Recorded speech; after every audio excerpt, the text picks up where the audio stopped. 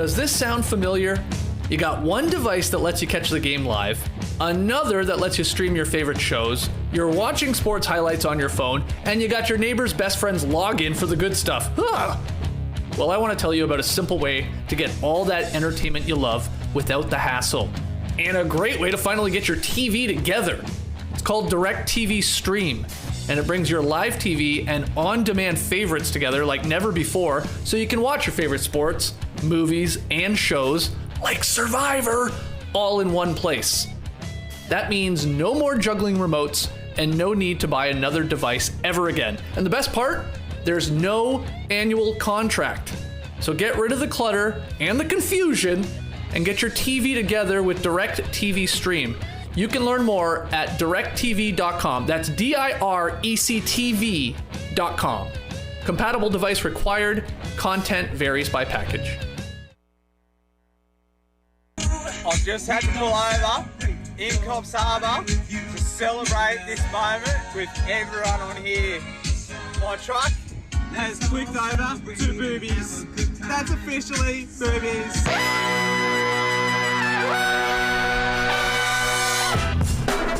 Good morning, sweet world, and welcome to the No Dunks podcast on the Athletic Network.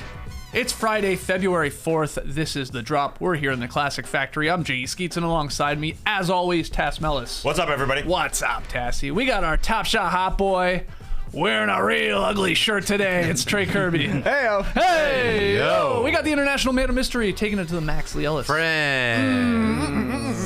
And finally making the magic happen, super producer JD. Hello. There he is, and here we are.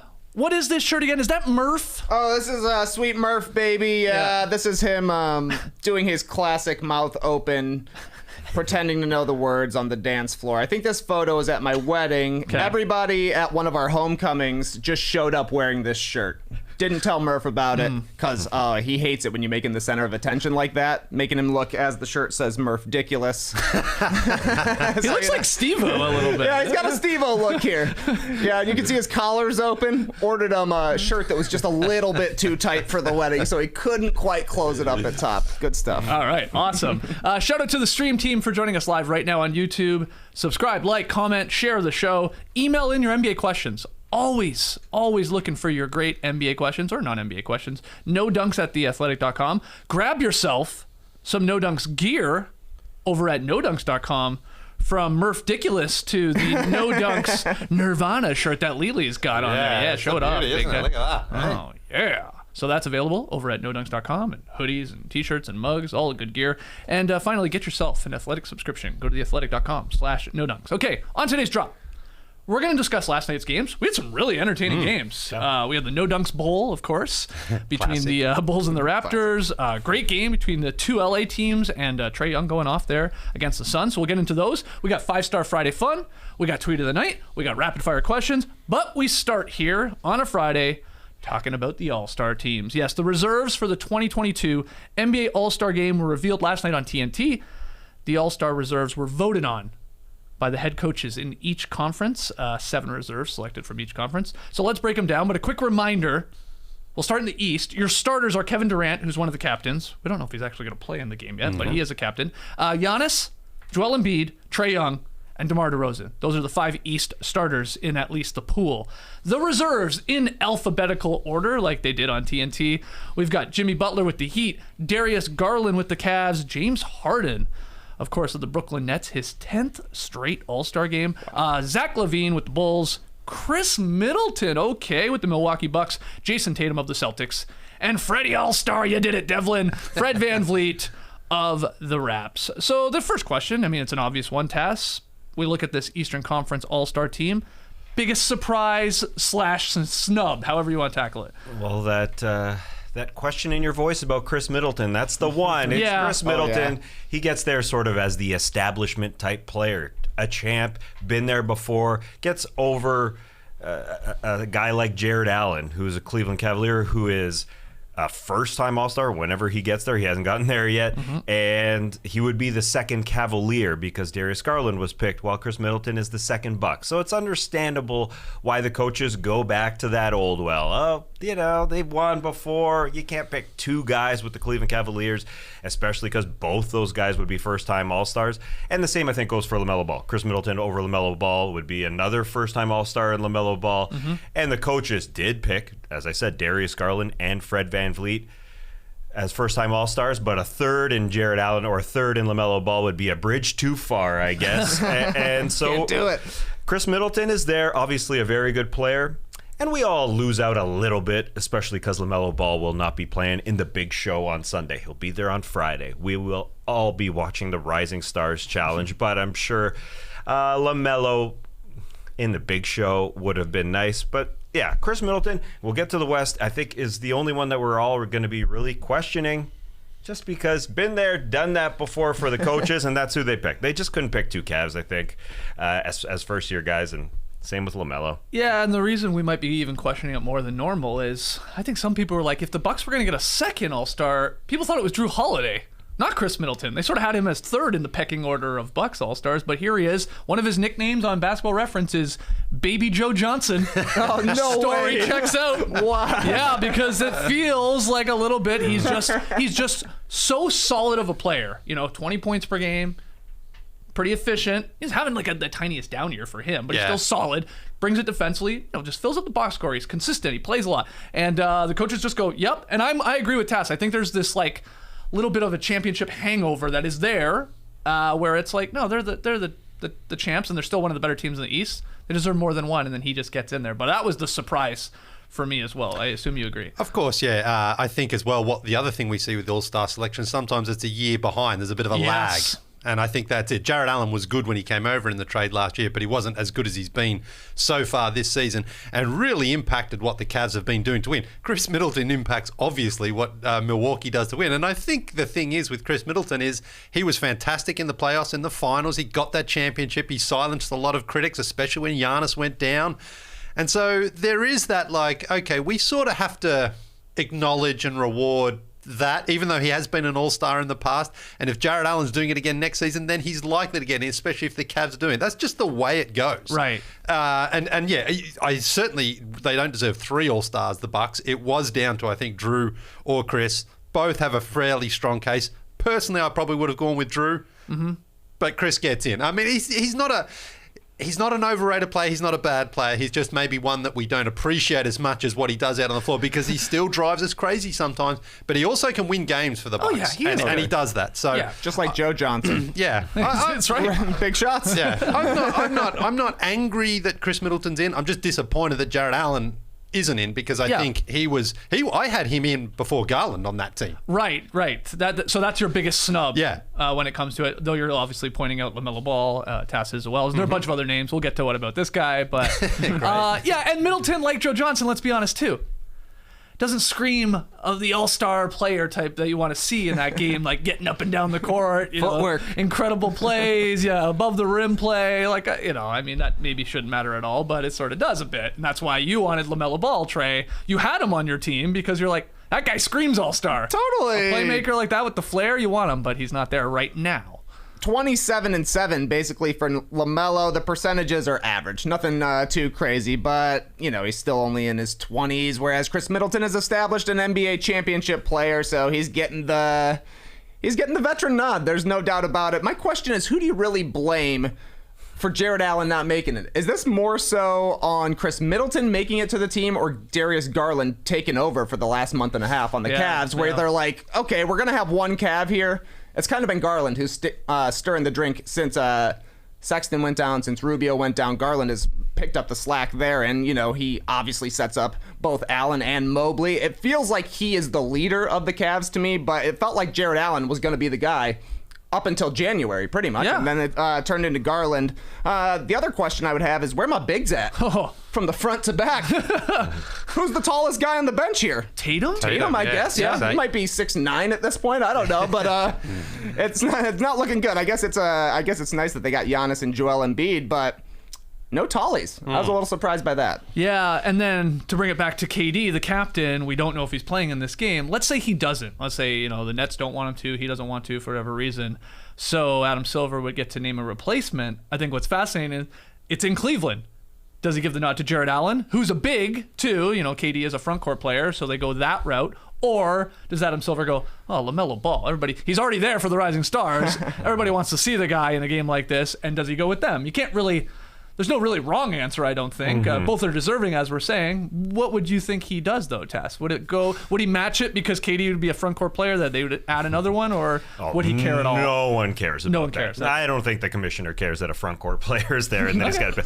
I don't think that matters at all. And as far as the Jarrett Allen in the All-Star game experience, of course you want Jarrett Allen on your team, but do you want him on a Sunday dunking or dinking and dumping 4 feet away? He would go 8 for 8 for sure. Yeah, when we get to the drafting of players, LeBron and Kevin Durant would want Jarrett Allen on their team. You do the dirty work, get us some extra possessions, and you don't take any shots from the rest of us. Yeah, you want Jarrett Allen on your team, but everybody wants Melo, I think, as far as fans go, and so that would be the more exciting part. And, there's a case to be made for Melo. He's the only guy amongst all these snubs that has a winning record and not be in the All-Star team. The Hornets are, 4. I think they're still 4 games above 500. And everybody else has one. And so it came down to with the Cavs. I think the coach is just 2 for you guys. First timers, no, not going to happen. And Garland is just universally loved. Everybody loves him. Did you see Draymond Green when they announced him? Draymond Green was so pumped on the TNT broadcast to see Darius Garland picked. And I guess they have a bit of a USA basketball history, but everybody just loves this guy. And he has been so key in his responsibilities, so huge with Sexton and Rubio out. And I think Allen's responsibilities get transferred a little bit over to Mobley. So I was definitely happy that Garland got there over Allen. I'll push back against that a little bit because the Cavs have won a lot of games because they're an awesome defensive team. And that's mainly because of Jarrett Allen in the back line and other guys like Mobley. But he is the rock back there. Like 16 and 10 is no joke either offensively, but he's like the defensive presence has got them a lot of wins. And, as is the case most times in an All-Star game, it's more about the offense, and I guess that's why Darius Garland gets the nod. And I think Trey's right. I think if we had done this the first month of the season, I think it's Allen, and then over the last couple months, it's Garland sort of has surpassed him there with the huge scoring games and still continuing to win, and the injuries to the other backcourt players. That's a big part too. But these guys are picked by coaches; they're not picked by fans. Yeah, you're right. So they deem that Darius Garland is more important. Sure. Do you think when it comes to LaMelo Ball that it's possible, because I don't think we've seen the results, do we even ever find out who the coaches actually picked? No, we don't, do we? Yeah, that's sort of kept under lock and key. Is it possible, because Taz said it, the Hornets have a winning record. They're 4 games above 500. And we thought when we were making our teams, because it was so congested, we were like, okay, 1 or 2 for you, 1 for you, 1 for you, 1 for you, 1 for you, 1 for you. And that didn't happen with the Hornets. But is it because maybe Miles Bridges is also a deserving All-Star? He's a 20-point-per-game scorer. He's played really, really well. That they sort of cannibalized each other, maybe split the vote? Is it possible or not? I think so, yeah. I think so. I mean, LaMelo is their best player, but Bridges has had a really strong season for them, so that has helped. And when it comes down to this last selection, yes, you want LaMelo on the team. You want to see him. You want to watch him. But I think Jarrett probably just deserves it just a smidge over him because of the Cavs' winning record, because of what Jarrett Allen has done for this team. So I would just tilt it in Allen's favour, and it's in Cleveland, so, let's reward the Cavs. Tom Chambers in Seattle in 1987. Oh, here we go. He was a replacement player. He started the game, won MVP. It never happened again. So maybe Jarrett Allen could repeat that performance. I mean, I'm with Skeets. If he gets into this game as an injury replacement, he's not going to miss a shot. Probably... I mean, maybe... He could be going up against Gobert. We could see a Gobert and Allen meeting at the rim. That's true. But it's not out of the realm of possibility. He goes 15 for 15 from the field and grabs 15 rebounds. Suddenly he's got a 30 and 15 in Cleveland. They would definitely give him the trophy. But just look up Rudy Gobert's basketball reference page. It took him until year 7 to make his first All-Star team. And I'm telling you, Jarrett Allen is Rudy Gobert all over again, just with longer hair. Much cooler is what people seem to think for some reason. People go to bat for Jarrett Allen way more than they ever did for Rudy Gobert. So I think he's just going to have to wait a little bit here. Okay. What about some other just Eastern Conference snubs? We've already said LaMelo. We already said Jarrett Allen, of course. Even Miles Bridges has both been thrown in there. Andrew Holiday. what's another name maybe that you're like, okay, they should get a little more love? Or is this where you want to draw the line? I'm tapped. Yeah. I think. You go to a Jaylen Brown, I guess, is the next guy. But Okay. Jaylen Brown. We're really milking it here. I think we're good. Wow, there was a lot of uproar. Where's Tyler Hero? And Pascal Siakam, And I Pascal guess. Siakam. Pascal recency bias for sure. Start of the season wasn't there, but Tyler Hero, I mean, they're 13 games over 500 to the Heat. So, Yeah. And Jimmy's been out a good chunk of it. Exactly, Though he's an yeah. all-star. Bam missed a ton. Kyle Lowry's now hasn't played in the last 10 games, so Yeah. he's back with the team. Nice to see. and Tyler Yeah. getting 20 points a game off the bench in 44 games. Yeah, but how many all-stars have made an all-star team coming off the bench? Manu Ginobili, I know it's happened, but it's not very frequent. I think, yeah. Yeah. Not many, but I just think if you're going to weigh up, because I value the winning as well, and if you're 13 games over, I think that strengthens your case. I agree, but I also think like you've got to be almost like 10, 11 games clear of like other teams, and everybody's the same damn record. Yeah, it is right? good. Yeah, So it is tight in the Eastern Conference. I just don't think Pascal started off the season. He's been on fire lately. Yeah. No doubt Yeah. about it. Averages 21, 9, and 5, Yeah. and his two-way play right now over the last month or Yeah. so is amazing. Yeah, he's on the list, and then Sabonis with the numbers that he puts up on a losing team is one of the names that you should throw out there, but no one really wants to see him anymore on the team. I mean, yeah. I Thank think you for that's all of saying them, it, though. though. Yeah, those are the big Glad you said snubs that we've gone through. Let's move to the West then. Your starters, just to remind you, LeBron, he's the captain. He'll be drafting once again. We got Jokic, Andrew Wiggins. Yes, he's a starter. Steph Curry and John Morant. So, JD, the West reserves, again in alphabetical order. Devin Booker with the Suns, Luka Doncic with the Mavs, Rudy Gobert of the Jazz, Draymond Green on the broadcast last night on TNT. Telling him he got in. I love Chuck saying, of course you're going to make the team. We wouldn't have you on right now. It's interesting. It's an interesting take. It's amazing. Kenny argued. Yeah, no, Kenny's he's like, got to no, work. we don't know. It's in the briefcase. It's part of his job that he has to work. Yeah, there. he gets 2 paychecks now. Donovan Mitchell with the Jazz. He's in there despite missing a good chunk of time here recently with the concussion. I think he's coming back tonight. Maybe He's Yeah, cleared he's the protocol. cleared. yeah, Yeah. cleared protocols. Chris Paul, that's a no-brainer. He's an all-star. And Karl Anthony Towns, after missing the last couple, if I remember correctly, is back to being an all-star. All of those guys, by the way, I think is just a little note here, have all made it before. So the only first-time all-stars in the West are 2 starters in Wiggins and John Morant. But biggest surprise, biggest snub. Leigh, get us started. Honestly, there is not a snub this time. Okay. There's not a snub. The real question here is, because Draymond Green is not going to be playing. He said on the show, Yeah. I'm not playing. Somebody's taking my spot. So he is going to be replaced, and that really comes down to the question now. And the players in that bracket there, Dejounte Murray, of course. Anthony Davis is there.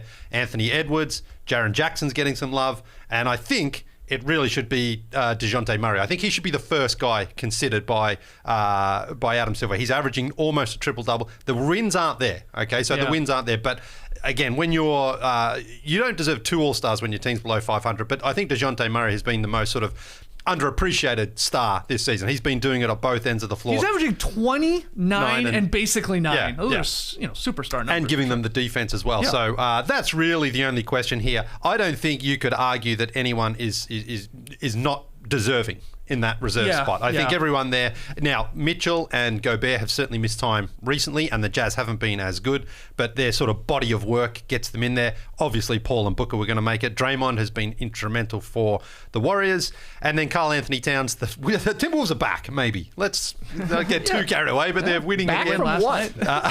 night.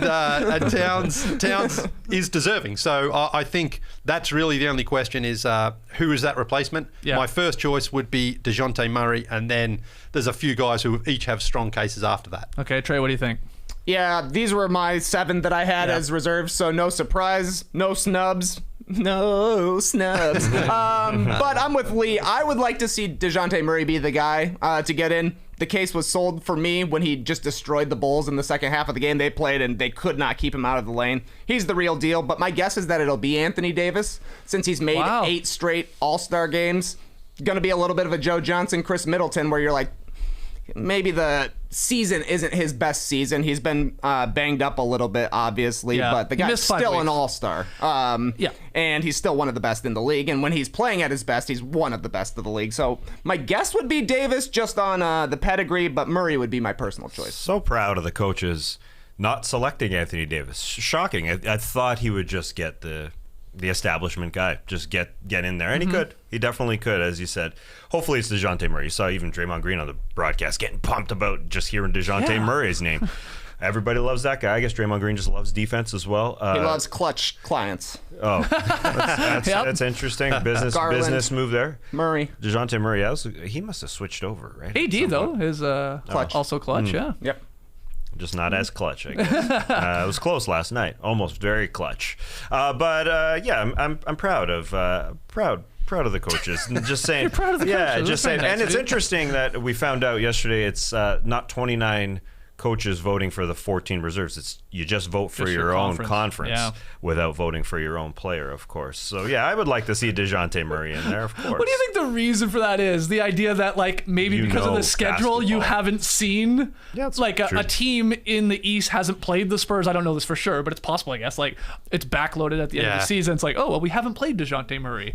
I cannot weigh in on him because I have not game planned for him or competed against him yet. But yeah, you're right. We did get confirmation on that. I think it's Dejounte Murray is going to get selected here because there seems to be like a nice buzz for him there, even in San Antonio. But Trey makes a good point.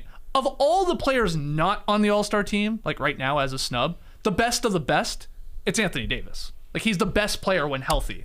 Yes. It's just like that's just a fact because his numbers are even up from last year when he was an All-Star, which is weird. I mean, they're up a little bit. He's averaging 24-10, 2.5 blocks or a little bit under that. And outside of Montrezl Harrell, AD has the highest player efficiency rating of all the players not selected. So he's still like really, really efficient. Yeah, shooting a cool 17% from three. That one hurts, but I mean, it's also he doesn't take a ton. It's not his thing. The numbers are deceiving though. Since he's come back in these last 4 or 5 games, he's been really good. Yeah. No question about it. Prior to that, he wasn't that good, even though he was putting up those numbers. And I understand, obviously. But I'm saying if you lined up all the snubs, you're going like that guy's still the best guy. He's still the best player, of Yeah. course. But on the season we've seen, he's not. I don't believe he's more deserving than Jaren Jackson for what Jackson's done for his team, for the wins they've got, the record, the defense. He's doing it all. His numbers are better, but for what this should be, the representation of this season, I think Jackson.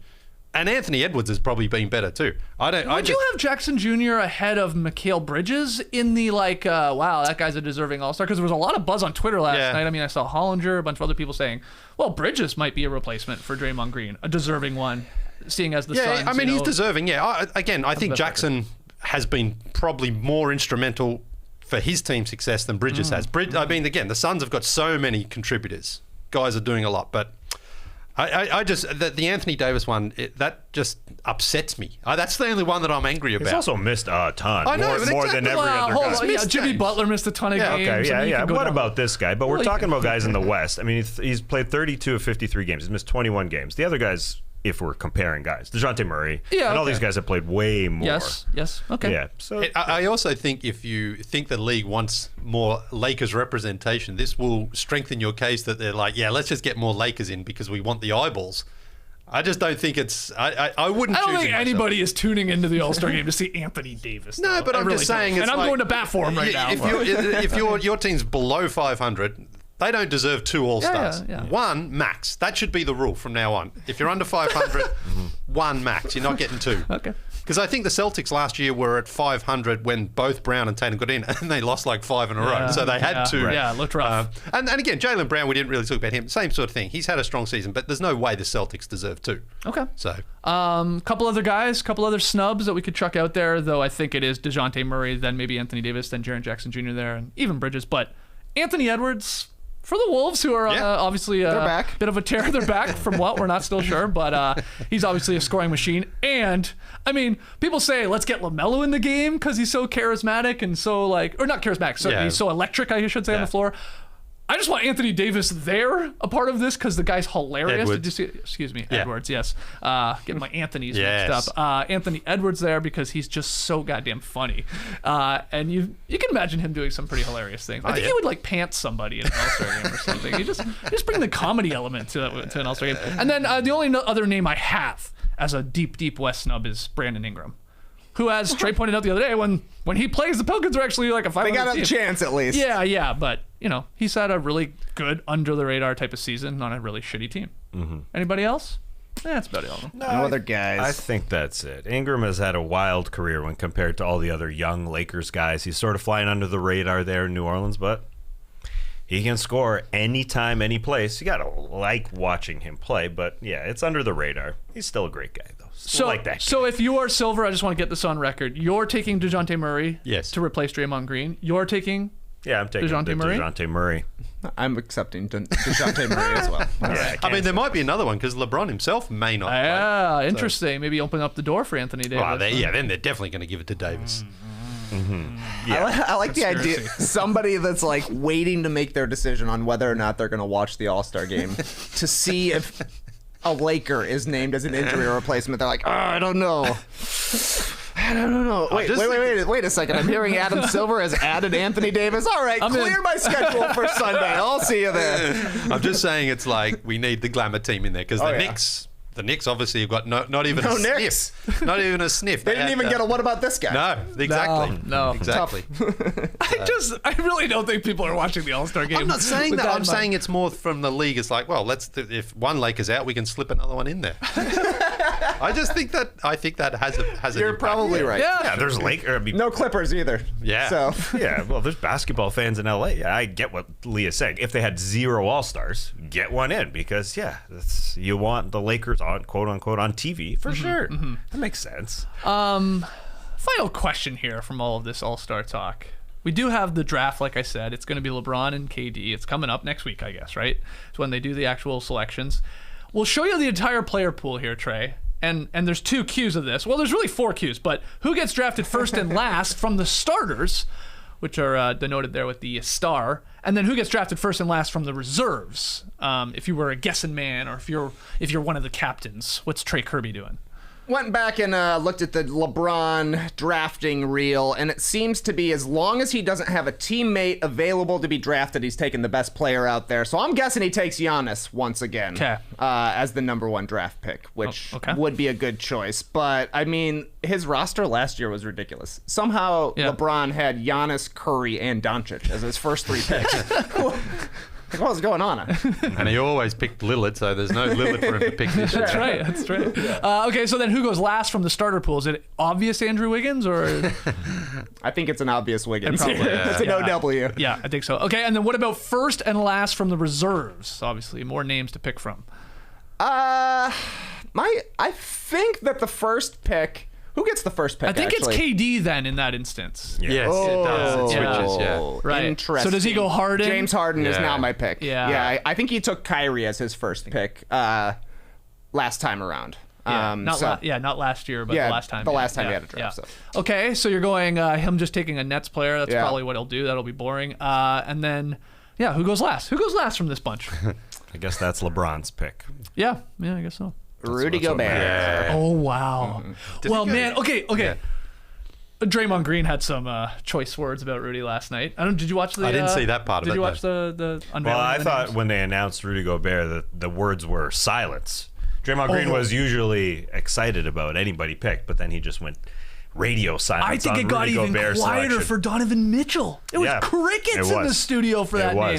It was. And then Draymond, making fun of Rudy Gobert about crying because they were talking about like, what if you don't get selected and all that. And he's basically, I'll tell you what, I'm not going to do. I'm not going to cry or stuff like that. So they were piling on the Jets. Yeah. And then Draymond went and did a 35-minute press conference after. He actually spent more time at the podium than he did on television. I get what you're saying, Trey. You need a podcast. TV, we know. You don't get a lot of time to talk. It's short. It's commercials, bang, bang. You didn't get a lot of time to talk. So then he did a 35-minute press conference where he was just flipping. He was great. But I think the silence speaks louder than any words. Totally. It was both Jazz players. Yeah. What do you think of that? What do you make of that? Well, they're not loved. Well, I mean, I'm surprised a bit with Donovan, to be honest. Yeah. I think he's a bit more charismatic, I suppose. But Rudy is just not loved. He's not a loved guy by fans, by teammates or opponents. And that's just the way it is. He talks it out there and, But Rudy's also a very, very good player. Yeah. So, do you think he goes last in the All-Star draft? Yeah, I do. Really? Yeah. Nah, I don't think so because we're short on big guys. Yeah, I don't. Nah, these guys are. LeBron's not dumb. He's still building dumb. a team. He's like, I need a big guy. And, if Allen's off the board or something like that. Or sorry, he's not even there. He also doesn't want to get close to the hoop in an all-star game and let somebody else do that. He wants to stand behind the three-point line. Yeah, LeBron's like, if I'm attacking, I don't want to go against Rudy Gobert. He's actually going to try and play defense in this game. Screw that. I'd rather have him on my team. You know, so I don't think he'll be last. That's Who do my you think bold will be? prediction. Yeah, I don't know. It's Middleton?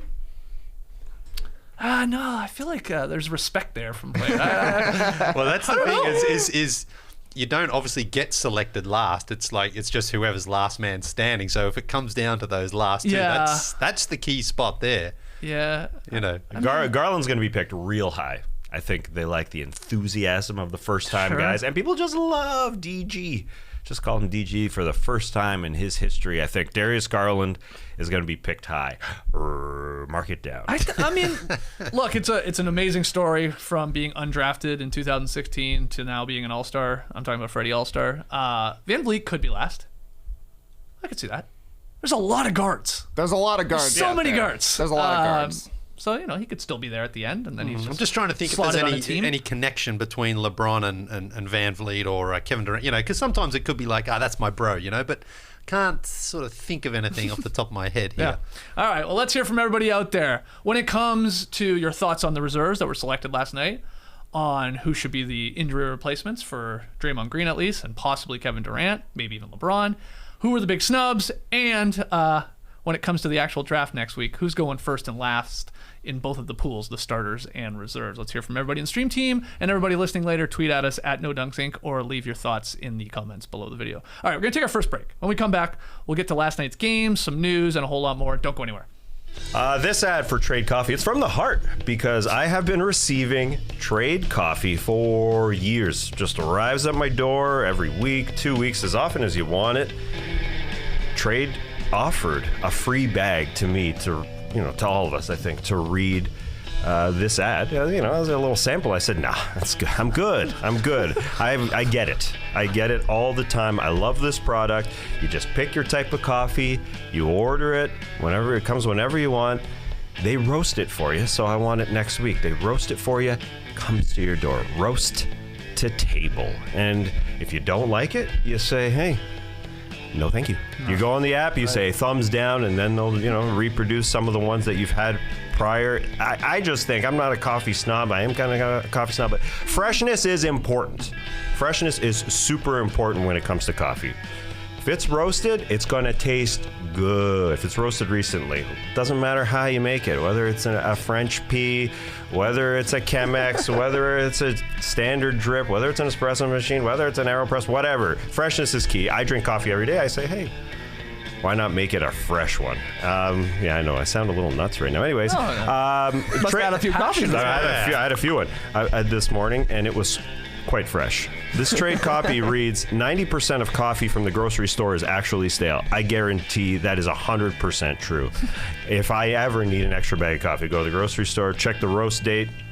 Everything is like 3, 4, 5, 6 weeks old. Ooh. But not with Trade Coffee, baby. Right. And Trade is legitimately not expensive. It is very reasonable. So you get coffee, it's fresh, shipped to you as often as you like, whole or ground, ethically sourced, fair trade beans from America's best independent roasters. Actually, I talked about Trade a while back on the show, and one of our fans works at a coffee roaster that Trade uses in Massachusetts. Cool story, bro. Anyway, Trade has been featured by the New York Times, GQ, and No Dunks, like I just told you, and has delivered over 5 million bags of coffee. Their subscription is no hassle. You can skip shipments whenever you want if you're going away or whatever, change your frequency, or cancel at any time. I've told them I don't like a bag, so I've re-upped and doubled up on my Cafe Vita, which I'm drinking right now. God, the crema is delicious. And for our listeners right now, Trade Coffee is offering a total of $20 off your first 3 bags when you go to drinktrade.com/nodunks. To get started, take their quiz at drinktrade.com/nodunks and start your journey to your perfect cup. That's drinktrade.com/nodunks for $20 off your first 3 bags. I like what you said about fresh, because keeping things fresh is the best way to stay motivated and keep from burning out on doing the same thing over and over. For instance, sometimes you need to start a podcast talking about Fast and Furious so that you can stay excited to talk about basketball. And if you like being fast and furious, then let me tell you all about Peloton. Peloton's pushing P and pushing you further with so much new on the Peloton Bike and Peloton Bike Plus. New classes, new music, new ways to keep your workouts fun and motivating. It's easy to stay motivated when there are always new and exciting classes to explore. Fast and Furious added Jason Momoa. Peloton added boxing courses, which I have heard make for a, quote, fast, furious, and fun workout with Peloton instructors in your corner. With more daily workout variety, it's easier to stick to your goals. So visit onepeloton.com to learn more. That's onepeloton.com for more info. Back in the Classic Factory for a Friday drop. As I said off the top of the show, some really entertaining games last night, so let's break a few of them down. We'll start with Trey Young scoring 43 points as the Hawks and the Suns' 11-game win streak. Leigh, Hawks were on fire from downtown. They certainly were. Trey Young was incredible. I nearly made a late mad dash down to the Fortress last night because the Suns' only time they're in town, I was like, I haven't been for a while. Maybe I should go down. Didn't go down, and I regretted it this morning because it was a banger of a game. Probably the Hawks' biggest win of the season against a team that had won 11 in a row. Hawks have won 8 of 9, 8 straight with Trey Young. And Trey Young last night, 43 big points and 5 assists. Hit some huge threes, as we mentioned there. But what I really liked about his game is sometimes when he takes those deep, long threes, now he's earned that reputation, he can take them. You sometimes think maybe not right now, but he can hit them. But he doesn't just settle for those. He really does mix his game up. He goes inside. And early on last night, it seemed like they were trying to trap him.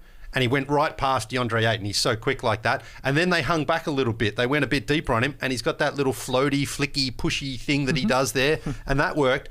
And the Suns tried everyone on him. Bridges, Paul, Booker, Cam Johnson got to go at him as well. Trey's handle is so tight that he very rarely just loses possession, and he's fast and he's got that ability to change pace and speed, which really makes it tough. And then when the Hawks move the ball and they get open looks underneath, whether it's an oop to like a John Collins or Capella, whoever's there, or they kick it out and you've got Kevin Huerta knocking down threes. You would have been blowing so many Corver kisses last night. And Gallinari can hit him. Like that ball when it's moving around, the Hawks just look so much better. And over these last 9 games, they've got the 4th best defense in the league, and I think that's a key for why they've been winning. Another key is getting guys back, but also at this point of the show, usually it's like, then Chris Paul in the 4th quarter took over and closed it out for his team. He didn't do that last night. He didn't score in the 4th quarter. He still had 3 assists, but the funniest part of this game was when Trey Young was dribbling the ball up and Chris Paul sort of bumped into him, and the foul was caught on Chris Paul, and then Chris Paul, it was like, he's flopping all over the place like this. A classic Chris Paul should have been shaking his hand saying, well done, man. You got me. You got me. That's my move, man. You stole my move and it worked. That was the Spider-Man meme. Exactly, yeah. And Trey Young did a couple of those last night where he sort of does that stop-start and he got the foul. They're trying to sort of eradicate that. It wasn't too egregious, but he was still sort of doing it. But overall, really, really good win here by the Hawks because they hung on. They got that lead and they didn't give it back against the best team, the hottest team right now in the NBA. And again, I mentioned those defenders. I think that's really important here. The Trey got this on 16 of 25 shooting. He got to the free throw line 7 times, 6 for 11 from downtown. So he got his 43 points extremely efficiently against a fantastic defense. Yeah. And this was a really impressive win from Atlanta. Yeah, the Hawks have now won 8 of their last 9. The only loss coming on Monday to the Raptors there. And Trey Young didn't play in that game because of the shoulder contusion. I like here in the Eastern Conference, which is already like jumbled up as we talked about. We got the Hawks, we got the Celtics, and we got the Raptors getting their shit together here. And it's going to make this even more competitive because those 3 teams are, slowly working their way up the Eastern Conference standings as a couple other teams sort of flounder a little bit. So I'm very excited for when we have like all 10 teams with the same record. Yeah. And it's all decided by tiebreakers. But yeah, what'd you see from this one last night? Yeah, and just further that point, usually the play-in tournament gets poked at a little bit and made fun of a little bit. Who are these 9th and 10th place teams that are just going to get slammed in the first round? Well, now they could be really these good teams. Are legitimate, yeah. So you could have 10 winning teams when it all is said and done because these Hawks are for real, especially with Trey Young playing like that. This was the salivate game. I mean, just watching him play was my mouth was open watching him just watching. Your mouth was open like Murph. Yeah, a little bit for sure. Pop a toxic waste and just start drooling everywhere. Total saliva. I had a toxic waste. I was still toxic wasting from those candies that we had in that video. Yeah, that was a great Trey game. I mean, he was focused too. You could even tell his body language. He stopped smiling. He didn't pull out the ice tray thing until the absolute last possession when he buried that 3 when it was a real hectic possession and the Suns were pressing like it was high school basketball and the Hawks were jumbling and they turned it over multiple times there down the stretch. that's when he pulled it out, because he was all business in this game. He was so smart. He absolutely picked apart the second best defense in the league, and he makes John Collins so much more effective when he's like that, when he's able to get into the lane, and John Collins is just chilling in the dunker spot, getting all cozy down there. And John Collins had such an efficient game, and unfortunately he left the game. Separated shoulder, most likely. We don't really know, but it sure looked that way. Hopefully he's all right, because the Trey experience here, I think Trey's got a little second half. Like, I mean, I'm going on this season and last season, but he turns it on in the second half. Undeniable. That's just what he does, and here we go. He's on a run here, and the Hawks just have to jump on his back. This is so fun now. It was a terrible start to the season for them, but I said he gets focused on the offensive end and on the defensive end. He fights more. He's fighting over screens. He's in the passing lanes. He's the player that the Hawks need him to be, and it felt like him and MSG in the playoffs last night. I think this was his best game of the season, even though he's had higher scoring games. This was a phenomenal game against the Suns. Did you look into getting standing room only tickets? Yeah, they were only like $60, I think. Oh, yeah. only. I know. SRO? Yeah. Standing? Yeah, I think so, yeah. Oh. I was like, do I want to get down there for it? I mean, I was like, what if they just get blown out? But yeah, I don't know. That's a horrible way I to think know. Man, I know. playing well recently. Suns. Obviously, the Suns are a fun watch. Yeah. The Suns are a great watch, yeah. But Hawks couldn't miss. I mean, 20 of 41 from three. That's going to help your chances to win a lot of games, and it was still close. So Phoenix is probably not upset about that. Anything to add to that one? Nope. Okay. 124 points against the second best defense in the league. That's quality stuff. That's quality stuff. So does this now mean that the Hawks are the hottest team in the league? I always wonder how that goes. Yeah. Or are the Suns still the hottest team in the league? They've won 11 to 12. Yeah, I think they have to still retain the title. Okay. I mean, the Warriors have won 8 straight. Oh. It's true. A little sneaky there. It's Under sneaky. the radar. Yeah, it's quite under the radar. Under the radar also, Kevin Huerter starting in this game. I know he started a lot, but Bogdanovich come back. Who's the starter there? It sure seems like Huerter's more of a ball mover, playmaker, the secondary playmaker that Trey needs beside him. So I think they stick with this. Probably. But Bogdan is playing good soldier. You know, he could have gone to the Bucks. The trade almost happened, and he could have been a starter on that team. You know, they're starting whoever they start, a Grayson Allen type spot at the shooting guard spot. Didn't happen, but I think now it feels like this rotation is set with Kevin Huerter. Cave on, as they call him when he has good games. Yes, that's right. All right, our next game from last night, Siakam scores 25 points as the Raptors beat the Bulls 127 to 120 in overtime. This, of course, the No Dunks Bowl, and my God, it was entertaining down the stretch, TK. Yeah, I think I speak for everybody when I say, yo, yo, yo! The Raptors win another classic No Dunks Bowl. 3 bangers this season between the Bulls and Raptors. For me, there are really 3 plays that kind of told the whole story of this game. The first one, the game is tied at 112, 15 seconds left. The Bulls have an absolutely terrible possession. Almost gets stolen 2 different times. Somehow gets to Vucci right underneath the hoop. He barely beats the clock to put the Bulls up too. 30-18 for Vucci last night. He was playing great on offense. He's been honestly really great since the Memphis game, pretty much. Since you Like, yelled he's at been him? on fire, doing things ever since then. But then on the other end, the next play that really defined the game. Bulls do a good job defensively on a Van Vliet and Siakam pick and roll. But Scotty Barnes tips in the game-tying bucket with 0.7 seconds left. 1 of 22 offensive rebounds for Toronto. That was a huge storyline throughout the game. Then in overtime, Raptors are up 2 with 40 seconds left. The Bulls get a nice steal off of Van Vliet and Chris Boucher pick and roll, but Io throws it right to Gary Trent Jr. Like right after. I guess he saw Zach LaVine sort of He like was taking freaking off. Yeah. Yeah. Oh man, I was like, yes, no. There was a lot of that in this game last night. Yeah, for both teams. Yeah, and it was made worse because as the possession continues out, the Bulls just kind of gave up on the play, forgot what was happening, lost track of Gary Trent Jr. He's been on fire for the past couple of weeks. Bang. That was the game right there. 17 turnovers for the Bulls. 2 bad ones for Io in clutch situations here. So between the turnovers, 17, and the offensive rebounds, 22, the Raptors took 113 shots.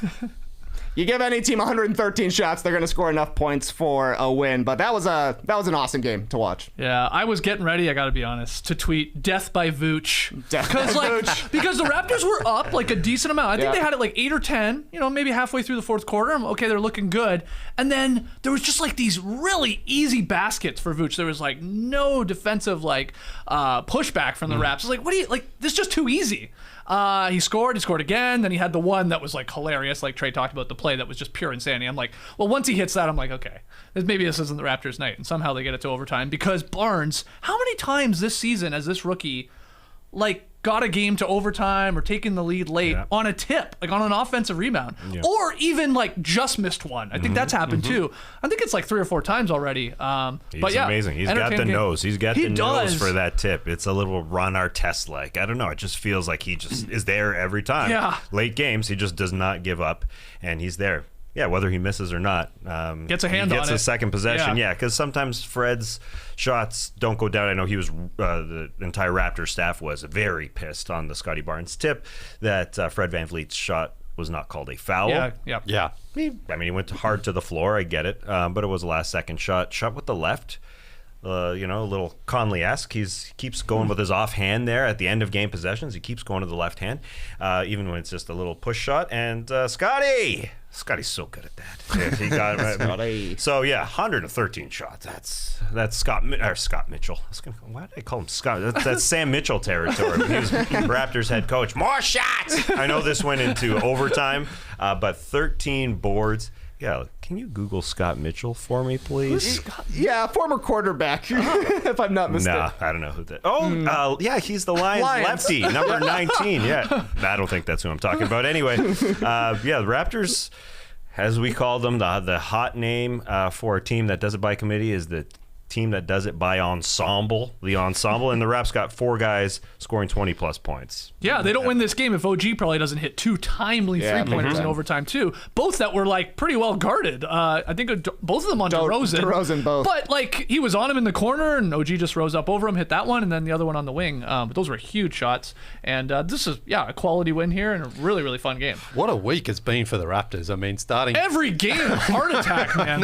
And they had the triple overtime on Saturday in Miami. They come to Atlanta, get the win. No, Trey Young, you mentioned, fine. Then they beat Miami, have to come back against the Miami Heat. Yeah. They hang on last night against the Bulls, and then they play again tonight. It feels like they're playing every single night right now. They got the Hawks, actually, tonight back at home there. So if they can close out this week, with 5 straight wins, that'll be pretty impressive. And Gary Trent Jr., the 30-point streak came to an end, but it doesn't matter. He hit the biggest shot of the night. That's right. Chris Boucher played really well for the Raptors, too. Instrumental on the boards. I think he finished with, I don't have it in front of me, 16-10 maybe or something like that. Good game from Boucher. Yep. And then 16 and Precious did work on the board. Everybody was rebounding for the Raps, and they pulled it out. All right, another great game. Crazy, crazy stuff at the end. Go watch the highlights to the ending of the Clippers-Lakers game, but Reggie Jackson's layup propels LAC past the Lakers 111-110. Yeah, Lakers came back. This is what they do. They're down 17 and big fourth quarter comeback, and it was great at the end because both teams hitting shots, not easy shots whatsoever. You had the Lakers and Russell Westbrook hitting a jumper. Then Westbrook connected with Anthony Davis for a huge alley-oop, but the Clippers would not be denied. You had a Marcus Morris who hits tough shots. Oh, yeah, that one was contested. Yeah, it was contested. He had to regroup there at the three-point line. Had a guy in his peripheral, didn't matter, banged home a 3. But Reggie Jackson was able to give the lead to the Clippers there with that layup where the Lakers were not playing incredible defense. Great sign, though, for the Lakers, I think, is that Anthony Davis wanted to win this game and wanted to take that last shot to try and overcome Reggie Jackson's layup there. They're down 1, end-to-end. Anthony Davis takes it all himself, goes in and out, so much rim. And he watched that. Apparently, our Bill Aram wrote about Anthony Davis, went back to the locker room and just looked at that thing.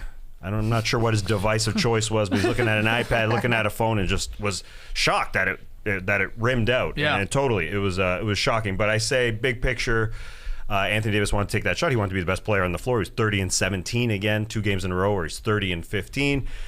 Now, the LAs, these two teams are 8th and 9th in the standings. So I think as much as I like to poke fun at the play-in tournament, like, why do we need 20 teams in the frickin' quote-unquote playoffs? Well, these two teams are very good, and maybe the 10th place team ain't that good. But in years past, these Lakers and Clippers would be really worried that they're not going to make the playoffs. But in this season, the Lakers got to be so happy that the play-in tournament has been included. They just aren't going to fall out of it. But the league's also got to be happy. As Leigh said, you want some LA teams in the playoffs, mainly the purple and gold. The Clippers aren't a huge draw, let's be honest, unfortunately. But it's a weird situation for both those teams because the Clippers just got out of their really toughest part of the schedule, winning some wild ones. They beat the Wizards in that huge comeback. They beat the Lakers here, and they're surviving. They're surviving without Paul George and Kawhi Leonard. They're 500, so both these two teams are not going to fall out, and unfortunately, they have injuries that they're waiting for. Paul George is going to be out a few more weeks with an elbow injury. Is Kawhi going to come back? I mean, eventually these two guys have to come back playing good ball. They can't just sit out for months and months and months and just come back in the playoffs. So they have to, if they're going to make a run, they need 6 good weeks of basketball at the very least at the end of the regular season. And, Bron is also just hanging around. But with that knee injury, I should say. So it's a good sign that Anthony Davis is taking over, and these two teams, hopefully, if they get healthy again, it's going to be a dogfight in the East with all these play-in tournament teams that are good, and the same goes for the West if they're healthy. The most surprising teams of the All-Star break are obviously the Cleveland Cavaliers. Nobody had them this good. And then the Memphis Grizzlies, though people were high on them maybe, but not, one of the elite teams in the West. I think the Clippers are third on my list of surprising teams. I can't believe they're 500. This team is not that great without Paul George or, of course, Kawhi Leonard. Paul George has only played in half their games, and I don't think he's going to win it, but Ty Lue deserves some love for Coach of the Year with what he's getting out of this crazy roster of Jackson and Morris and Mann and Kennard and Bledsoe and Batum and Zubats and, Coffee and Boston Jr. I mean, they use a lot of guys. Serge now back. I mean, it's pretty commendable that they're at 500 even in a play-in sort of race here. I think it's amazing because I thought they would be garbage without those guys. I think Ty Lue's a great coach. I think last season they came back from 2-0 down against the Jazz without Kawhi and won that series, and then they pushed the Suns in the NBA Western Conference Finals as well. I think he's done really well. He was obviously on the bench when they came back from 3-1 down the Cavs in 2016, so I think he's a real player's coach here. But I thought last night Reggie Jackson coming galloping down the court to say, that's my defense. That guy's going to defend me. He went straight at him. And Reeves is kind of being picked on a little bit here. I think Westbrook the screen came, Westbrook was there, and then Westbrook just left him. He did. And allowed Reggie Jackson to spin without any resistance, and then he got a layup at the rim there. So I think Reeves is the one who's getting a little bit more harshly treated here than Westbrook should be. And to be fair, I will give Westbrook credit. I thought he made some good, smart choices late in this game. Those mid-range shots, attacking the hoop, and then throwing that oop to Anthony Davis. And he hit Monk, I think. And he hit Monk, yeah. So his actual decision-making in this game wasn't bad, except for that one. He just got a bit sloppy. If you're going to trap a guy, trap him. Yeah. And he didn't do that. He just sort of left his man like that. But the other point I had from this game was Kevin Harlan loves saying Isaiah what's his name? Hartenstein. There we go. It sounded awesome on the broadcast there. Harlan was loving this game last night. Yeah. We got a close one. They're trading basket for basket here. He was going nuts. Anything to add, TK, to this one? It's worth looking up some Malik Monk highlights from this game, I would say. Some of the greatest mean mugs we've seen in the NBA this season. The guy was flexing after every single make he had. 21 points on 19 shots. So respect. I love it. I was like, this is a J.R. Smith-esque performance right now. Shooting it every time, flexing every time he makes it, and if you miss, who cares? So yeah, that and Reggie Jackson had two really nice takes in the last minute of this game. Getting to the hoop every single time. Good stuff. The other three games on last night, we'll go through them one at a time. TK's got a line or two about each, I bet. Tyler Hero and the Heat dominate the shorthanded Spurs 112-95 to end their skid. Yep, Hero scored 24. The Spurs didn't have a bunch of their guys playing, and Kyle Lowry came back for the Heat after missing 9 games. He only scored 2 points in 25 minutes, but he brought something even more important than points to the Heat. You know what it was, Leigh? Smiling. Smile, Lowry. Yeah, it's funny you mentioned that. Eric Spoelstra said, everything's great. I couldn't help but to smile walking into shoot-around this morning. Seeing him there is special. So yeah, Colin Smile Lowry. It really works because he's teammates with Smiler Hero, Bam out of Smilo, Yep. Nice. Max Tooths. Max Tooth. up, Max Tooth. I'm looking. You're still Smile at me. Come on, Kyle guy, you can do it. A smile guy. That's not right. There you go. It was right there. It was too easy. Okay, yeah, nice to have Kyle back, of course. And good win. Yeah, Spurs missing a lot of guys.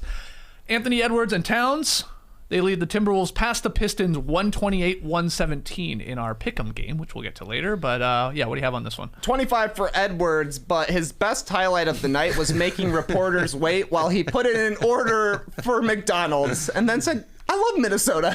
Just like, I love Minnesota. Don't let me order McDonald's while I'm up here trying to talk about basketball. Honestly, inspiring stuff. I played pickup basketball this morning. So I went through a McDonald's drive-in right after. Wow. Yeah. Got 2 McMuffins and then dropped a piece of ham into my center console. What if that happened to Anthony Edwards? He ordered McChickens. Yeah, I was going to say, you ordered McChickens. Yeah. Were you surprised by that? Doesn't go straight burgers? Well, it seemed to be the last thing he was ordering. He was like scrolling quite a bit, so maybe it was like his secondary sandwich. That's what I assumed, anyways. Maybe he ordered the Big Mac meal, and he's like, I'm gonna still be hungry. Let me get a McChicken here. Okay. It's underrated. The McChicken's underrated, though. How do you feel It's about forgettable. the It's filet of forgettable fish? on it. Are you a filet of fish guy at McDonald's? No. I'm not, but some people think I like the filet of fish, but Yeah. I probably haven't eaten one in like 20 years. Yeah. Only on Good Friday. Just on Good Friday. Nice. Okay. And final game. Klay Thompson dazzles from deep, says the AP, as the Warriors beat the Kings 126-114. He was on fire in this. Season high, Clay did last night. What a weird way to What say a that. weird sentence that was. 23 points for Klay Thompson, tied a season high, and he hit 7 threes in the process. It's the 3rd time this season that he's gone for 20 or more points. All of them have come at the Chase Center. I haven't seen someone look at this at home in the Bay Area since Danny Tanner. I like it. From the television show Full House. Rest in peace. Danny Tanner, he was so at home that he had 3 grown men living in his house. That's pretty weird. When you think Himself about it, included. But he did all the Himself cleaning. included. Wow. Yeah. He did all the Why don't you cleaning. pitch in, Uncle Joey? He was the funny man. He brought the entertainment to the house. Their Yeah, dog that's a good was point. named That's after a a good point. cleaner product. Comet. Yeah. So much. I think Uncle Joey lived in the basement, though. Right? Yeah, he did, He kind of. He Oh, probably no, had was his that own Jesse kitchen. down there? Hold on, I thought one of them lived in like the living room at one point. Remember that? Oh, Like there was must like have that been little Renos. cove in the back. Yeah, that was Joey actually lived He there. lived there, didn't he? I thought Jesse was downstairs. I thought Jesse lived in the attic. Yeah, Jesse was upstairs. Jesse lived up. Jesse, He lived in a bedroom at one point too, because Yeah. I remember they made a hole in his wall once. Or was it Danny's room? You got to write some different stuff. Yeah. You'd want the musician downstairs though, wouldn't you? That's what Uncle he's Jesse. jamming out. Yeah. He had to give up the band when he got with Rebecca, though. Yeah, but he still used to write them for their little jingles for the commercials and stuff. Yeah. Full House. Danny. We'll have to put up that certified classic. Yeah, Full House. Nice. Okay, so those are the games from last night. Do have a little bit of, I guess you can call it trade deadline news. Little juicy little nugget here from the Ringer's Kevin O'Connor. He says the Jazz are looking to add a strong wing defender ahead of next week's trade deadline. They've discussed deals for 2 players, Leigh. Pistons forward Jerami Grant and Kings forward Harrison Barnes. I think it's more likely Barnes' move than Jerami Grant. We talked about that a little bit before. Would the Kings trade Barnes to the Jazz for something like Joe Ingles' contract and, some sort of draft compensation there? Is that enough to get it done? If you're the Kings. And do I you think the Jazz should do something like this? Oh, I think they have to. I mean, the fact that Joe Ingles is out for the season now means he cannot come back, but the business rolls on, and that contract now could still help the team out. So I don't think Joe Ingles would be like, I can't believe you traded me. I think he'd understand the business side of it. But I think even without the injury, they needed, and they were actually reported to be looking into something like this anyway, because as good as Ingles has been, and Bogdanovic the same, looking a little bit slow and a little bit old on the perimeter. They needed an upgrade in that position anyway. So I think if you could get either one of these guys, I think Grant's the better defender of the two, but Barnes is probably can give you a little bit more offensively. So whichever one you can get will help you out. But the Jazz need to do something, I think, because they're in win now mode and they're just slipping a little bit out of touch, I think, with the top teams, particularly in the West. Yeah, what do you think about KOC's report here? Trying to get a wing defender on the Jazz. Makes sense? Yeah, those would be incredible gets, I think. One of them, yeah. Jerami Grant or, Harrison Barnes would help out a lot. I don't think they have enough to get him, to be honest. I think somebody's going to offer more for Jerami Grant than what the Jazz have to offer. Mm-hmm. And probably same goes for Harrison Barnes. He would warrant a little bit less, but he can help. He's won a championship as third or fourth guy. So I don't know if the Jazz have enough. I wonder if the Jazz can make a move for like Kyle Anderson. That seems more attainable to me if like the centerpiece of it is going to be Ingles' contract and he's not going to be playing for the rest of the season. Because like Tass is saying, Jerami Grant and also Harrison Barnes are kind of going to be big names, it feels like, at the trade deadline, and players that are desirable to lots of teams who can just slot them in and upgrade their teams pretty easily. So you would think you'd have to give up more than Ingles if that's the main thing. But Kyle Anderson, I think that's a little bit more in line with the return that you would expect. Yeah. The only weird part about that is always like, it's like the Grizzlies are great, and then he has a role on that team. And do you want to rock the boat? Yeah. There's all that, but you got to sort of look ahead too with your books and all. I get that, but like, do you want to trade him to a team that you possibly could be playing in a playoff series? It's like, yeah, he would help them for sure. Part of the second unit there, Kyle Anderson. Defensively and then just moving the ball. He doesn't need shots and stuff like that. Yeah, he's got that weird offensive game as well, where it's like he can be effective, even though it looks like he's too slow and he doesn't know what he's doing. He gets inside and kind of Euros his way in and can score. So yeah. It would be great. It would be great if the Jazz got someone. Looking at the Western Conference playoff picture, I think everybody's pooping on the Jazz right now, which I guess, they've had a lot of injuries, but I think they could easily be a threat to anybody. So it'd be nice to bolster their ensemble. There it is. There's that word again. Jazz ensemble. Oh, that's good. They do it by committee. That is good. That's very Kyle good. Anderson's coming in playing the tuba. Donovan Mitchell's lead sax. Yeah. Solo. But Anderson's a tuba. What's Rudy playing? Rudy, the French horn. The harp, because you need to have, don't you have big long arms? I see it. Jazz harp. We are less than a week from the NBA trade deadline. Yeah. It's on Where Thursday. the trades at? Yeah, where them trades at? Let's get some emergency podcasts up in this classic factory. Hopefully something happens over the next couple of days. We're going to take one more break. We got lots more still on the drop. 5-Star Friday, Tweet of the Night, Pick 'em Results, and Rapid Fire. We'll be right back. When I say AG, what's the first thing you think? Aaron Gordon. Nice, I had that on my list. All good. Yeah. Hello, ladies. How about Adriano Goldschmied denim? Anybody out there wear AG denim? No. You can try it. It's quality. Is it? Nice. Yeah, that's good. But the thing you should think of first when you hear AG, Athletic Greens. Yep. Yeah. You knew it was coming. One scoop of Athletic Greens.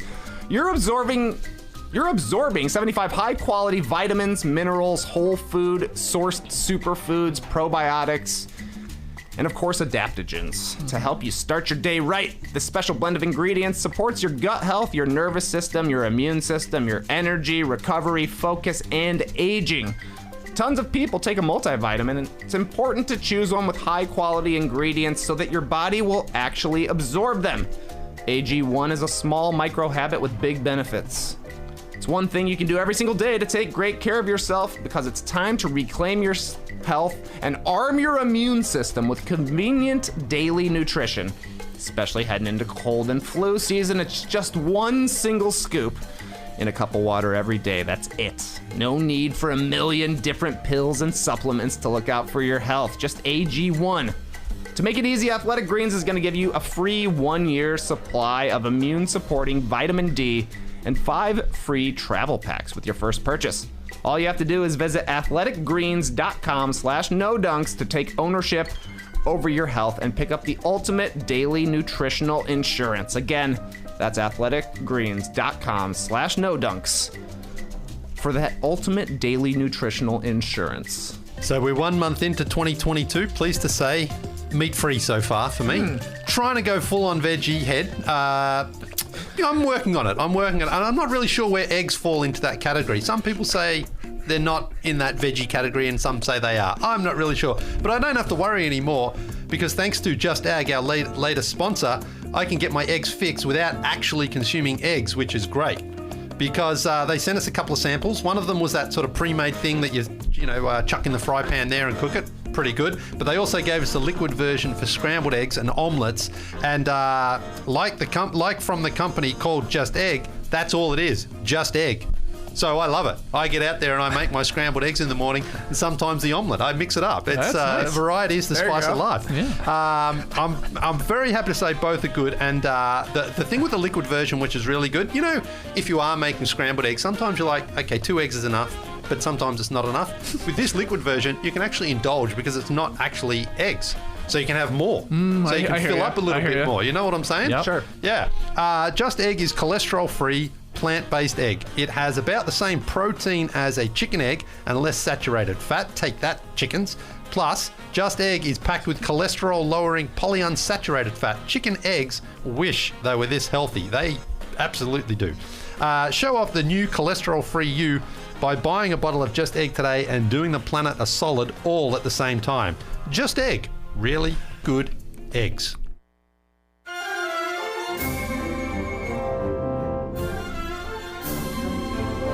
Yeah, a little 5-star Friday. It's the first Friday of the month. Trey goes and scours our 5-star ratings and reviews across our many number of platforms and finds the best ones. Yeah, sometimes it takes a lot of scouring, really scraping the bottom of the barrel for these 5-star reviews. Not this month. Yes. This was a great crop. I had to cut the Capono tracker. Capono tracker was back, didn't make it, sorry. Oh, Tass was tweeting about Capono last night. He was at a game last night. Yeah. Yep. That's just how it is. Okay. It's ruthless out here. Someone also just pasted the intro to the Pacers Wikipedia page as their review, which I thought was funny, but if you want to look it up, go ahead and do it. Nonetheless, these are your 5-star reviews coming to you from Apple Podcasts. This is from BH816. Best podcast for watching the last few minutes of Bones. This is the perfect podcast for watching muted television. Have you ever tried interpreting the plot of the back half of a Bones episode? Of course you have, because you're an NBA fan. Please just listen to this show.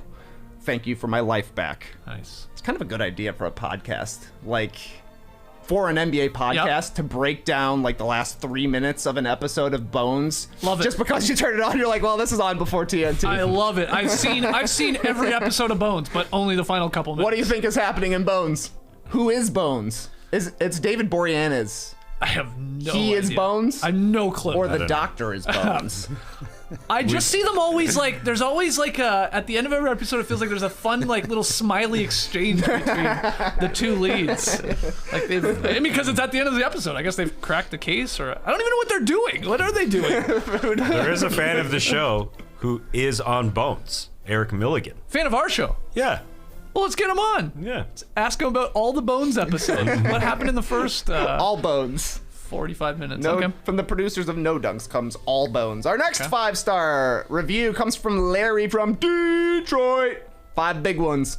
An Aussie, a Chi-Town boy, a Canadian, and a Greek man walk into a bar. Sounds like the beginning of a great joke? Nay. A great NBA podcast. 2 thumbs up. Are 2 thumbs up equal to 5 stars? Yes, they are. Yeah. Because if someone says, hey, you like something, you go, yeah. They go, oh, okay. But if you go, oh, yeah, give me some of that. Yeah. Well said. All right, the going rate for 5 stars is 2 thumbs. 1 thumb equals 2.5 stars? I feel 3. like it's more 3. Yeah, Okay, fair let's enough. go 3. Speaking of 3, this is our third 5-star review. Comes to us from Championship Man. Championship Man. Funny boys. Great travel pod about an Australian citizen of the world. He hangs with his friends and they occasionally discuss composting, beans, and occasionally basketball, along with his epic world travel and long descriptions of photos of him standing in front of stuff.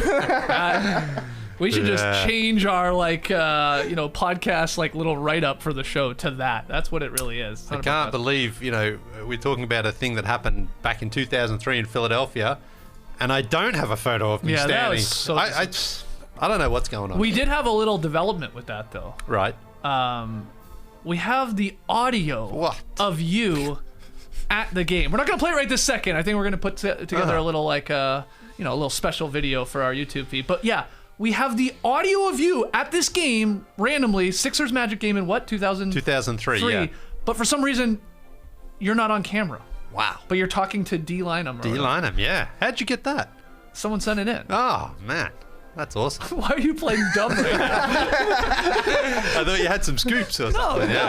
No. I've been back and forth with Dad a couple of times because he's got all my photo archive.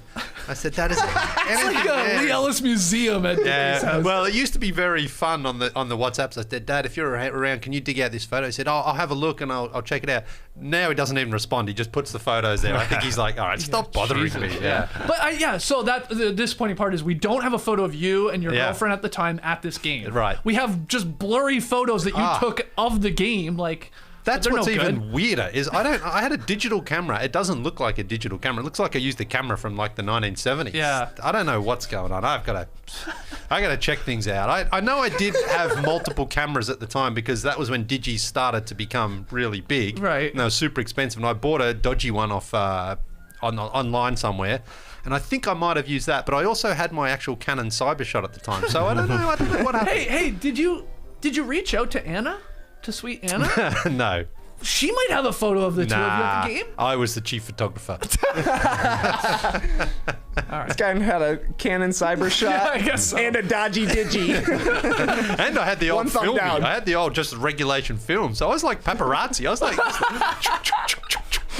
and I couldn't get a decent one. I had 3 cameras. I got crappy photos. Man. I can't believe you didn't have somebody in the stands, I know. like a row in front of you. Hey, do you mind taking a photo of me and I me and my can't girl believe I Anna? wasn't like someone take a photo of me and D. Do you line them? Yeah. Yeah. Me too. I don't know, man. Well, we'll do something with this audio. We have it's incredible. We have the audio of you, but somehow not the video. It's weird. Just a little teaser here. Once you hear that audio, there's a great John Amici joke just waiting for you. Just waiting The for audio you. is even better than I thought it would be. That's the amazing part. I'm just so disappointed we don't have one. All I wanted one photo of you in your jersey and Anna in her jersey, or whatever you guys are wearing, your Iverson gear. Okay. Anyway. 4th review from Air Squeeble. Otis Thorpe would be proud. So I'm not sure about the Otis Thorpe obsession, but the pod is great. Seriously though, if you're like me and are tired of the other hosts of the world yelling at their co-hosts, check out this pod. It's a breath of fresh air to have sports hosts laughing instead of whining and yelling. They're also very knowledgeable. The Pop and Packs episodes are great because I get to jog my memory about random players of my youth, like Anthony Peeler. All right, so a fan of Poppin' Packs. Fan of Pop and specifically Packs, yeah. I like that. And we did say our next Poppin' Packs, we may try and do some like more recent NBA basketball cards. Like, why not switch it up? Sure, You know, why not? we're like, because we're always doing the same like Era, 3-year window. It Yeah, feels yeah, like, yeah. which is why we're really into Otis Thorpe, and we're always trying to Yeah. hope to get one. But Obsessed. I think we just switch it up, and we also got some crazy like what did we get yesterday from It was there was a TV show. we got like Power Rangers Yeah, cards yeah, and stuff yeah, like yeah. that. There was a pack of Aladdin cards. Oh yeah, I yeah. think, There's in some there. strange. JD's probably going to barge in for that one, isn't he? You're Yeah. a big Aladdin head, aren't you, JD? Is that right? Big Aladdin head. No? I mean, That just surprises. Sometimes you come out and you'll be like, well, you'll talk about the casting or the directing or something like that, and you might want to Sure. get in on it. So yeah, I might jump in on the Aladdin pack, but I wouldn't call myself an Aladdin. No, we got some Marvel cards. For Okay, Jay. yeah. Some Avengers. Devin Stump sent those in. He also sent in an Otis Thorpe, specifically, just solo, just flying solo in a package. Otis Thorpe flying around, and some recent cards. Yeah, we'll get to them Okay, for sure. Yeah, Poppin' Packs probably next week for sure. So, All right, our final 5-star review. whoa, Yeah. that's a book, man. Yeah, it's more of a menu, actually. This one's from Marshall from Atlanta. Any of you guys write this one? I know you didn't. It's too long. Who's at the table is the title. How would you go about picking the best podcast of all time? You might picture it like a restaurant with one table for the most important guests. This table, reserved for what we might call the most valuable podcast, most likely has 5 or 6 seats max. Is your favorite informative news podcast checking a wine menu? Is your gardening pod asking about appetizers? Maybe you have a pop culture cast that's showing up fashionably late. The reality of that table is this. You really only have one extra seat, maybe, to invite someone else because you will 100% be saving 5 seats at the table for not just the pod, but the individuals who make up No Dunks. Skeets, Tass, Leigh, Trey, and JD are the top picks for your most valuable pod. Don't even worry about trying to pull over an extra table to fit more people with this one. You won't need it. Here's to the guys that know their basketball, speak their minds, and more often than you might expect, get derailed on unrelated hilarity. 5 stars all day. Wow. Thank you, Marshall, and thank you everybody who submitted a 5-star review on Apple Podcasts. We'll do it again March 4th, I'm guessing. Yeah, 4 weeks or so from now. Thank you so much to everybody that have left your 5-star ratings and reviews. Keep them coming. Really, really appreciate it. Helps us in terms of rankings and for people to find the show. Okay, let's get to Tweet of the Night. Tweet of the night. Wow. Twitter. All right, tweet of the night is football and basketball melding here as we get closer to the Super Bowl because BR and Turner reporter Taylor Rooks, she tweeted something from the mouth of Cincinnati Bengals QB Joey Burrow, who she chatted with after he won and he's going to the Super Bowl, baby. She tweeted, Joe Burrow told me if he went into an NBA game, he could get at least 12 to 15 points with an absolute straight face. Okay, Joey, what you got, man? So I did some digging. Can the rookie QB play ball? The answer, unequivocally, yes, he can. He's got some game. He played high school, and here he is. He was first team. Nice looking jumper, actually. Yeah, well, he's money in the bank. He's a point guard. He's 6'4", 195. He was all Ohio first team. Averaged 19 points, 6 boards, 1.5 steals. Yes. Wow. Us Americans, we keep our stats here. He was shot 51% from the floor. He'd get to the hoop. He's obviously huge, could see over everybody, and had a money shot.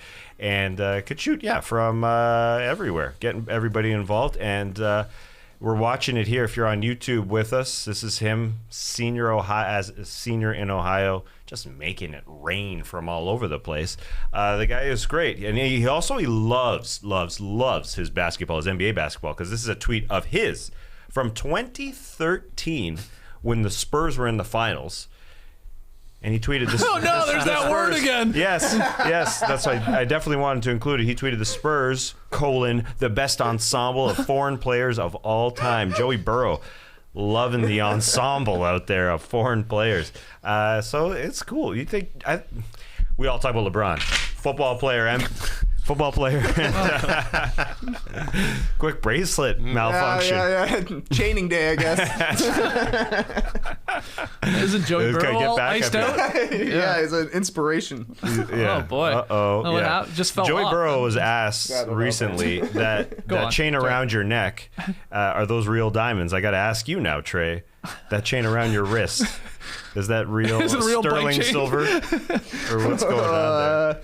Nope. This is just some metal links. Yeah. Nice accessory work. What did you think of the Joey Burrow tape there? Looked great. Yeah. Nice form, nice mechanics. Yeah. I'm not super surprised like an all-star or a Super Bowl quarterback is also good at other sports. Most of them tend to be decent at something else. True. I believe Joe Burrow's favourite player of all time is Matthew Dellavedova too. I believe he said that once because he's from Cleveland or Ohio, Yeah. and the Cavs in the finals, obviously. Because he probably looks at Matthew Dellavedova and goes like, Yeah. I can do that. Yeah. So that's what I remember about him anyway. But I mean, his form was absolutely good. And he did look big. You could just tell he's a big guy out there against other high schoolers. So, I think he could, I don't know, about 12 to 15, but I think he could go. How tall is he? 6'4". Oh, 6'4" in high school. I don't know if he's grown since then. Yeah. No, he could get a couple of buckets for sure. Yeah, spot shooter, 12 to 15. We, we've got our two-sport guy in LeBron. Of course, he could play football. Kyler Murray, I guess, he can do it too. So can Joey B. Get him on the floor, and he was confident. And he's got a 3-point shot too, not just a 2-point shot. So there's Joey Burrow shooting it up. Pick'em results from last night, brought to you by BetMGM. Minnesota, Detroit, big line, or fairly big line for the road team. Wolves were favored by 7.5, and Pistons were up at the half. It was fairly close, and then the Wolves blew the doors off them at the end and covered. So that's a win. For me, that's a win for Trey. That's a win for Leigh, who's perfect in the month of February here. Tass, unfortunately, swerved, took Detroit, and Tass hasn't got a win yet here early in the month. You're 0-3, so what's That's tonight's right. game? We've got an ESPN doubleheader. We're going to go to the second game of that ESPN doubleheader. Actually, no, maybe it's just a solo night with a 10 p.m. ESPN game. Oh, it's What because a the wild Olympics are one. on. I don't know if that's the reason. Why? They're not on ESPN. I believe it. No, but it's just, you know, There's a gotta lot of stay away, eyeballs on gotta stay away. NBC. You got to see the opening ceremonies. Cavs Hornets on NBA TV early, so that's a good one. There's lots of good games, as we said. Hawks Raptors, but on ESPN, 76ers Mavs. Tight line, very tight line. Mavs just have to cover by 1.5 at home, and Trey's taking those Mavs while Philly is being taken by Skeets, myself, and Leigh. Should be a tight game. Mavs coming off a couple bad losses. They lost to OKC, and the 76ers laid a bit of an egg in their last game as well. So here we go. Two teams looking for a win. Here we go. You're We've going to got- be what? Go ahead. The NHL All-Star Skills Competition is on ESPN at 7:30 tonight. Tonight. Yeah. Oh. Is this Skills where contest. they're doing this thing in like the Bellagio fountains?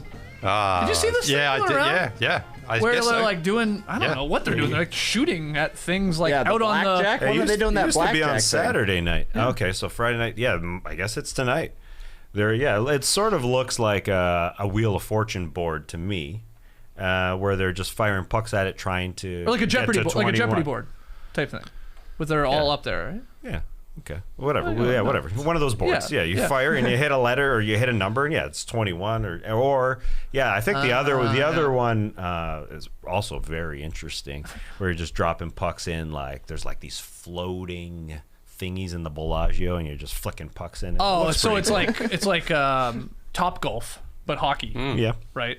If there's targets out in the water, it's amazing. They're out on the fountain though. Well, that's a lot of sports on tonight. A lot of sports. You gonna be watching the opening ceremonies tonight? I might dip in and out. Yeah, Yeah. because it already happened, but they'll package it I together don't for know when tonight. the Olympics have started or if they're halfway through. No but, one's sure. Nah. Okay. Nah.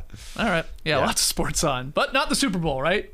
That's we got the Not tonight. Not tonight. the, no. the 2-week break until next week in the big game. Okay, let's end this classic drop podcast with some rapid fire fun. Leigh, you got the questions. These guys are answering today. What do you got? I've got an article from ESPN's Tim McMahon this week detailed how after knocking down a three-pointer against the Lakers, Memphis Grizzlies guard Desmond Bane talked trash to LeBron afterwards, saying, "Them footsteps aren't scaring nobody." When was a time recently when you either felt your age or someone made you feel old? Trey. The oldest I've felt in the past 5 years, I would say, was, I think it was 2 Christmases ago, and I had to saw off, like, the bottom of my Christmas tree, because we like to save the little disc, write a year on it, 2019, yay. Look at it once a year. Oh, cool. We had a tree that year. It took me so long to saw the bottom of this thing off. I was like, oh my goodness. Finally got it. This was totally worth it. And then I was laid up like the next 6 days from sawing a Christmas tree. They say a good craftsman never blames his tools. I'm not a good craftsman. 100% the saw's fault. I didn't have the right saw. I was like putting inserts into my shoes because I was like, are these shoes making my back hurt? Making my shoulders hurt? No, it was the 30 minutes you spent sawing on a tree. Bad stuff. I'm gonna ask for a chainsaw for Christmas. All right. Write that down. My birthday's this month. I'm gonna tell my mom. Mommy, He will too, and he'll I want a have one for chainsaw. JD. Yeah, I mean, you guys know that I took up skateboarding, and I've mentioned my spills before, but my last fall was bad. Like, I wasn't injured at all, but it took literally months to recover. Wow. Just because You fall on your tailbone, or you fall on your wrist, or tumble over. That time I started on my side, but it was like right bam onto the concrete, and just like my bones rattling. Like, I mean, Hey, to bring it back to the Full House video, didn't you get injured when you were sliding into the final Oh, yeah, shot when we that's were on right. the blanket? That's an awesome slide. yeah, but I still held my pose. You did. It was great. Yeah, and I've showed this picture before, but just because it's skateboarding related, this was my first spill. Oh, Jesus. It's a nice big bruise right on my ass. It was bad, but I got right back on there, and the way. that's what you got to do. What's the hardest part of skateboarding? Staying on it, I guess. I thought it was the cement. That was a Giannis Thanks, Antetokounmpo Dad. joke. Now, is that your answer for this? Yes, exactly. That's why I set it up, baby. Yeah. Do you have another one? That's it. Okay. Another interview, this time with Snoop Dogg in Vanity Fair this week, and the rapper was asked what his greatest fear is, and he answered, heights. I love being high, but I don't like being up high. What is something you are afraid of, ironically or not, Trey? I'm not afraid of hair, but okay, so let me say this. I've had a big beard for like 6 years now. I obviously had long hair for a while, but if the hair touches my face where I don't want it to be touching, like I hate it. Like I can't, like bangs, I could never imagine having bangs, just like rubbing on your forehead, or like when your beard gets messed up and it like pushes up, I feel, or like when my mustache curls down into my lip, I just hate the feeling of hair on my face. Except for where it's like was supposed to be. So like this zone, hair free for life. Right. Yeah, exactly. An ironic one. Yeah. JD. I'm a person who loves living in a city. I like people all around me, but my biggest pet peeve is people. Like I hate people. I can't leave without being annoyed with people idling in their cars, or the carpool lane. That's a big one for me. And at schools, and just interacting with people is just not my strong suit. But I do prefer like the idea of living in a cabin in the woods by myself. That is hell to me somehow. So there's an irony there. I think so. Yeah. The carpool lane. Tess, they don't know what they're doing. It's just a weird phenomenon down here. Oh, totally. Yeah. Can you explain it for? Okay, so I guess people drive their kids to school, including me. Yeah. I have an excuse because my kid goes to an art school and they don't bus there. So, not to say that whatever. There's no transport here really. Yeah. So. A carpool lane is where you basically pull in to bring your kid and drop them off to school. Sure. Easy. Yeah. Nobody understands it. Like, the whole point is don't pass in the carpool lane. People do it all the time. Like, just because there's kids walking, children walking, high school, but they're still children. People are trying to walk and get into the school, but people just pull out screaming matches with parents. Like, obscenities flying, just crazy shit. Yeah. Like season 1, episode 1 of Big Little Lie. That I almost stopped watching that show because of that scene, because it was so real. It was just like, this is getting me stressed out, and this is getting my dander up, man. I can't handle it. So it's really just people not following the rules of the carpool. You know me, I'm a serial rules stickler. follower, and I get so incensed when rules are not being followed. Right. Because sometimes the rules are there for a reason, guys. And there's cops there as well. Yeah, not at our school. Oh. So it's just me patrolling. The cop. The old man. Yeah. That's right. His dad was a cop too. Tass. Well, mine is NFTs for a few reasons. First, because some of them are just sincerely, legitimately freaky. Don't like some of the drawings, like one from Jose Frank I. Blinkerton. This one I'm showing you here on YouTube, legitimately freaky. Ooh. I think Amir Blumenfeld owns that one. Hope you get some more ETH for that, Amir. Second, why I'm afraid of NFTs. What if I miss out on all the good ones? You might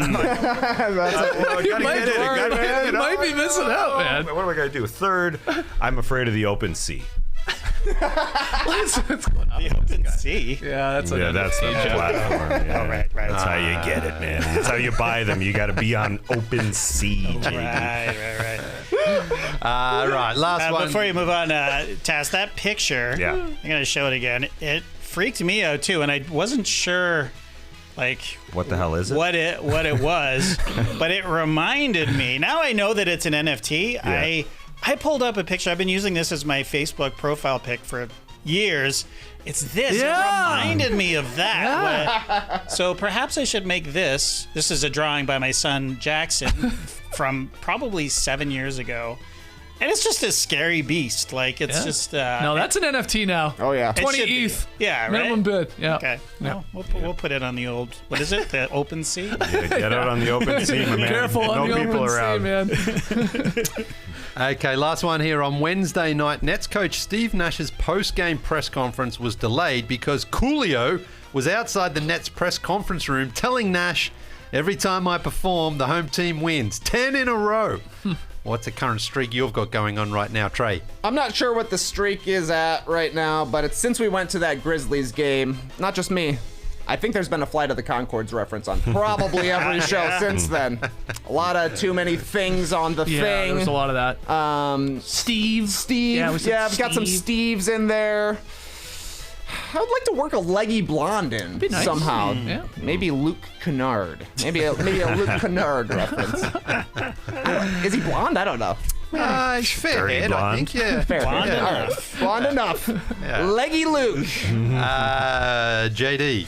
Yeah, I've been very boring. I've been doing the Peloton for 4 weeks straight. Very Nice. proud of myself. Good for you. Very proud of myself. Peloton's getting some good traction out of this show, I tell you. I'll tell you what. Yeah. That's true. It needs all the help it can get. I think they'll be fine. And Tassie. Streak, classics. Like 3,000 of them. Yeah, we're at approximately 3,000. Who the hell knows? Yeah. Who's counting? I am. Yeah. And you're right. I forgot to bring it up. I guess late last week is when we officially hit 3,000 podcasts, counting the Basketball Jones, the starters, and now No Dunks. Though it's not perfect because there's a lot of other shows that sometimes we haven't counted as an actual episode. But yeah, classics, no doubt. Yeah, 3,000 streaking. plus. That it? That's it. That's it. That's all your Done. questions? That's all. No more questions, Your Honor. Okay, excellent. Well, thank you so much to the stream team for joining us live right now on YouTube. Take a second if you haven't to like the video and make sure you subscribe to No Dunks on YouTube. Leave those 5-star ratings and reviews wherever you watch or listen to the podcast, wherever you can at least. We'll be back on Monday. Though we'll have a little bonus or two, I think, on the No Dunks YouTube feed for you guys over the couple of days. Next couple of days is what I'm trying to say. Get your No Dunks gear over at nodunks.com. Subscription to The Athletic, theathletic.com/nodunks. And what else? That's about it. You guys got any big plans for the weekend? Just watching all the sports, probably. So many sports, Yeah, right? yeah. I might saw something. Sawing is hard. I agree. It's just something you'd never do. The pull push. Yeah, there is you gotta find a nice Get an little angle. angle and rhythm and stuff like that. Yeah, you know? or else, you're compensating with other muscle groups, but it's fun if you Feels get in good. a groove. Yeah. Yeah. Hey, how many rebounds did you grab this morning? Were you keeping track? Too tired to count this Oh, morning. okay. Yeah, it's Wow. way harder to count. Guy got elbowed in the face. 2 black eyes, though. Hey. Two black. So what? He got hit like right in the nose almost. How do you get Yeah, two? Yeah. I think somebody went over his back on a rebound, elbowed him right in the nose. Not chill. No, not chill at like Not 7 in the chill. morning on a Friday. No. Guy didn't stop playing, though. I respect. Yeah. Shout out to Weaver. Awesome. All right, guys. We'll be back on Monday with your NBA weekend winners and losers. Until then, Clipper Bros. You heard it here first. Have a great time. Turn up. Love you guys. Awesome. Thanks for joining us, and come back on Monday. We'll be running the 5-man Weaver. Embrace the day, people. Embrace the weekend.